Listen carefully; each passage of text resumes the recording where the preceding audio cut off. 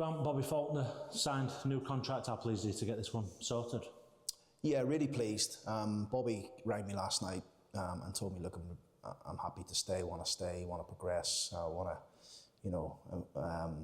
be a part of it, which is great, great news. So delighted. Like I say, we see Bobby being a huge part of the furniture of this football club. If he progresses in the way we think he can. Obviously had a good loan last season at Buxton. Didn't go so well for him in Ireland. Played a few games, but then didn't get sort of way in. But the team was struggling towards the bottom end of the league, so understood that sometimes the manager wants to bring experienced players and play them. But I'm delighted. He's a 20-year-old boy, high ceiling, a Donny lad. Been here through the academy, etc. So I'm pleased.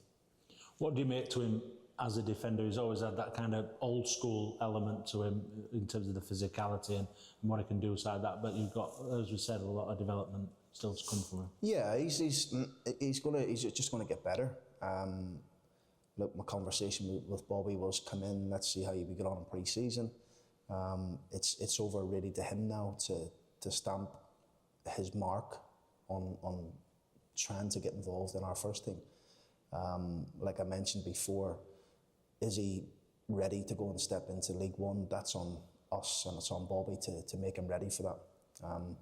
But open and honest with Bobby, look, if we do bring in some centre-backs, which we are probably far down the line on, and then we'll sit down with Bobby at the end of pre-season and see where he's at. But I'm really pleased that he's decided to commit to us for the next year, possibly two with the option, and now we can get to work.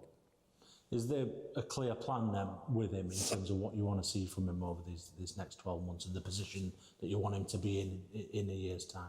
Yeah, we just want him to continue to develop. The age thing is never an issue for me. If you're good enough, you'll play. It doesn't matter how old you are, and you've seen that with me last season with young players like Charlie Crew coming in playing games, and Ethan Ennis and young boys that we've brought in, Patrick Kelly. I know they were loan players, but they're young players and similar sort of age to Bobby.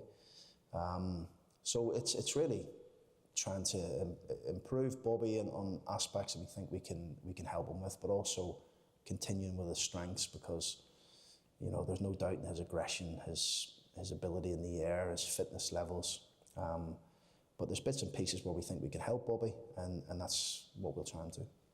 You just touched on a couple of the young lads from last season, and just how pleased are you to see the likes of Charlie Crew, Ted Sharman-Lowe involved at international level during this break, after coming off the back of a very good season here? Yeah, I think it's a testament to them, first and foremost, of how well they've done while they were here, but also the opportunity that we give them to go and show people what they're about. Teddy's played 46 games for us last year. Every league game got better and better as the season went on. And Kyle was instrumental to helping Teddy do that. Charlie came in, started brilliantly, obviously had that little bit of a lull halfway through it when he just came back from his Wales camp, but then got his head down and showed everyone what he's about. So it doesn't surprise me.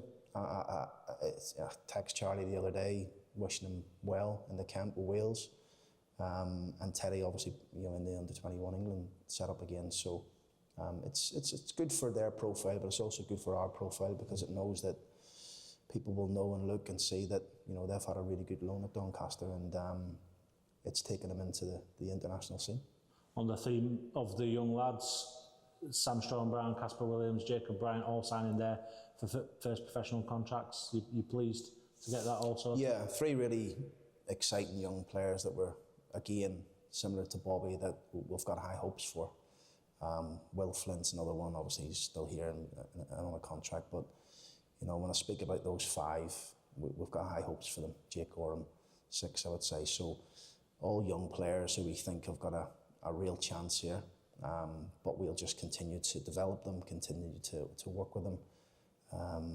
Sam, very energetic midfield player, tremendous loan at Peterborough Sports last year, were rave reviews, which didn't surprise me. Again, Casper had a really good loan last year as well, and Jacob will probably get to a point where he'll need games this season. Him and Jake So yeah, we're very delighted with the younger players we have at this football club, and it's difficult because they're jumping from 18s to first team level, and now they're not jumping just from 18s to League Two, they're jumping from 18s to League One, so it's even further harder for them.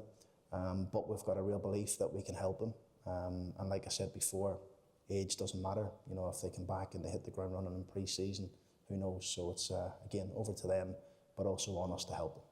What's your expectations for players in this situation as they're coming in for the first time as full? They've all been involved at first team level in playing, training and things like that, but what are you expecting from them as they come back as full-time professionals for the first time? Well, young players, I'm expecting them to come back and be proper fit, ready to go, ready to stamp their mark on first year professional contract. You've seen the benefits of Will Flint last season.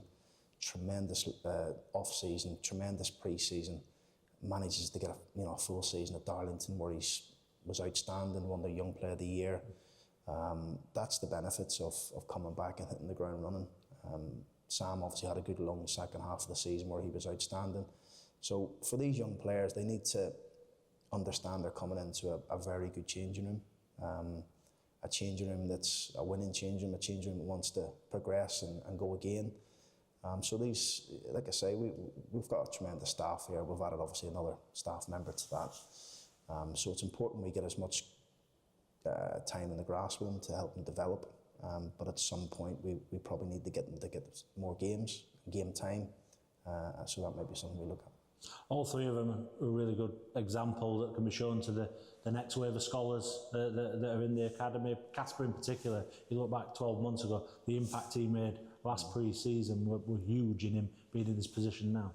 Yeah, and then when he played in the first team in the Virtue Trophy, I think it was changed to, I keep getting that wrong, but Virtue Trophy against Man United out here, he was outstanding and played against a very good player in Ethan Wheatley that day, and he didn't give him a sniff really. So that's how quickly it can happen, and the boys they've done well. They've deserved this opportunity.